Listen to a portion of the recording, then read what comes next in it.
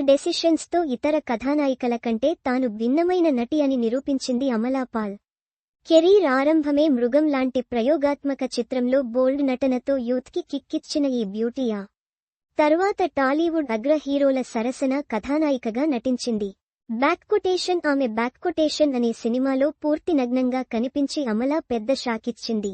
దర్శకుడు విజయ్తో పెళ్లి బంధం బ్రేక్ అయ్యాక చాలా కాలం సినిమాలకు దూరమైంది. విడాకుల అనంతరం ఒంటరిగా ఉన్న అమలాపాల్ జగత్ అనే గోవాకు చెందిన వ్యాపారిని పెళ్లాడింది. జగత్తో డేటింగ్ చేస్తున్నప్పుడు తాను నటి అనే విషయం అతడికి తెలియదని, తాను గర్భం దాల్చిన తర్వాతే తెలిసిందని అమలా పాల్ చెప్పింది.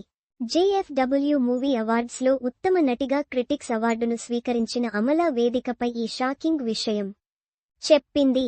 ప్రెగ్నెన్సీ కన్ఫర్మ్ అయ్యాక అతడు తన సినిమాలను చూడటం ప్రారంభించాడని, అవార్డు వేడుకలను ఇష్టంగా చూస్తాడని అమలాపాల్ వెల్లడించింది. గుజరాత్ నుంచి వచ్చి గోవాలో స్థిరపడిన వ్యాపారి అతడు.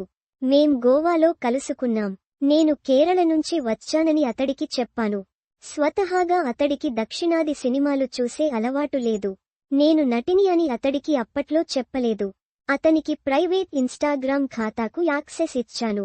తరువాత నేను గర్భవతి అని నాకు తెలిసింది. మేము వెంటనే వివాహం చేసుకున్నాము అని తెలిపింది.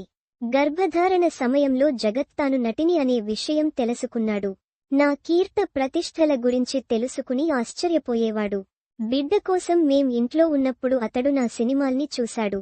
నేను అవార్డులు అందుకోవడం, రెడ్ కార్పెట్ మీద నడవడం, వేదికపై మాట్లాడటం చూడటం అతడిని నిజంగా ఆశ్చర్యపరిచింది అని అమలా చెప్పింది. నేను రెడ్ కార్పెట్ ఈవెంట్లలో ఒకటి చూస్తానని కూడా నన్ను అడిగాడు అని తెలిపింది. 2024లో అమలాకు మగబిడ్డ పుట్టాడు.